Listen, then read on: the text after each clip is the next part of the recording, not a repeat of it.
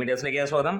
Thalapathy release ചെയ്ത് 3-ാം ദിവസമാണ്. ശനിയാഴ്ച ചെന്നൈയിലെ ബുക്കിംഗ് നോക്കുമ്പോൾ ഗംഭീരമായിട്ടുള്ള ബുക്കിംഗ് തന്നെയാണ്. ഒട്ടുമിക്ക ഷോകളും ഓൾമോസ്റ്റ് ഫുള്ള് എന്നുള്ള തരത്തിൽ തന്നെ വരുന്നു. നമ്മുടെ ചാനൽ ആദ്യമായിട്ടാണ് കാണുന്നതെങ്കിൽ ഒന്ന് സബ്സ്ക്രിപ്ഷൻ പരിഗണിക്കണമെന്ന് വിനീതമായി അഭ്യർത്ഥിക്കുകയാണ്.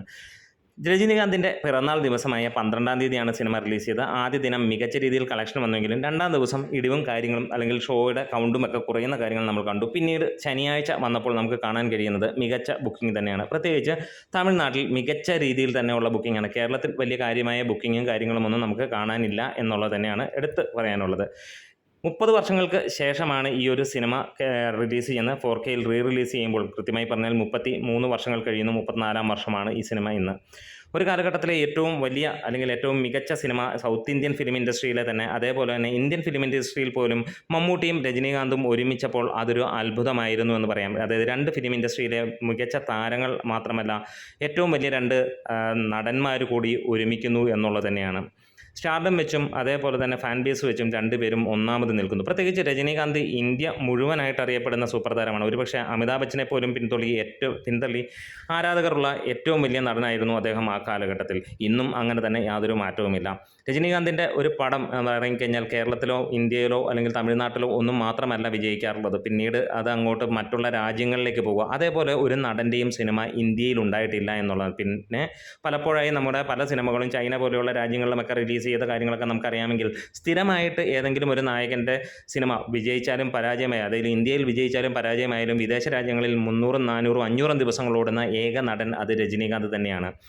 ഇന്ന് ഈ ഒരു സിനിമ റിലീസ് ചെയ്ത് എത്തുമ്പോൾ നമുക്ക് ഏറെക്കുറെ വന്നിരിക്കുന്ന കളക്ഷൻ റിപ്പോർട്ടുകൾ, ഒഫീഷ്യൽ കളക്ഷൻ റിപ്പോർട്ടുകളല്ല, നമുക്ക് സോഷ്യൽ മീഡിയയിൽ നിന്ന് കിട്ടുന്നത് വിശ്വസനീയമായ സോഴ്സുകൾ എന്ന് മാത്രം പറയാവുന്ന കാര്യങ്ങൾ, പക്ഷേ ഉറപ്പ് ഇല്ലാത്ത കളക്ഷൻ റിപ്പോർട്ടുകളാണ്.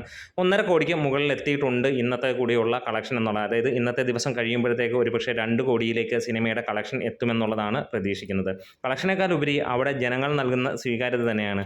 അതായത് ഈ ഒരു സിനിമ അവർ എൻജോയ് ചെയ്യുകയാണ്. കാരണം ഒരുപാട് വർഷങ്ങൾക്ക് മുമ്പ് ഒരു ഐക്കോണിക് മൂവിയായ ഒരു ക്ലാസിക് മൂവി എന്ന ഗണത്തിലേക്ക് വരുന്ന സിനിമ തന്നെയാണ്. തമിഴിൽ നിന്നും തട്ടുപൊളിപ്പൻ സിനിമയ്ക്കും തരംഗമായിരുന്ന കാലത്ത് ഒരു ക്ലാസ് സിനിമ വന്ന് അതേപോലെ തന്നെ നമുക്ക് കാണാൻ കഴിയുന്നു. അതുവരെയുള്ള തമിഴ് സിനിമകളിൽ നിന്ന് ഏറെ വ്യത്യസ്തത പുലർത്തുകയും പിന്നീട് തമിഴ് സിനിമയുടെ ഒരു സ്ഥിരം പാറ്റേൺ ഈ ഒരു സിനിമ തന്നെ ഫോളോ ചെയ്യുന്നതും അല്ലെങ്കിൽ അതിൽ നിന്ന് മലയാളവും ഒക്കെ ഉൾക്കൊണ്ട് ചെയ്യുന്ന ഒരു കാര്യവും നമുക്ക് കാണാൻ കഴിയും.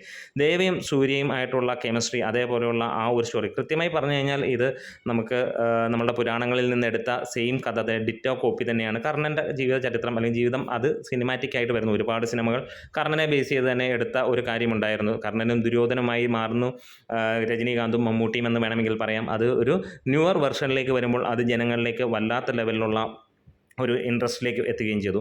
ഇന്ന് ഈ സിനിമ ഭീകരമായ ഒരു സൂപ്പർ ഹിറ്റിലേക്ക് വീണ്ടും കടക്കുകയാണ്. ആദ്യം ഇൻഡസ്ട്രി ഹിറ്റ് അടിച്ച സിനിമ വീണ്ടും വിജയിച്ച് ഒരു സൂപ്പർ ഹിറ്റിലേക്ക് പോകുന്നു.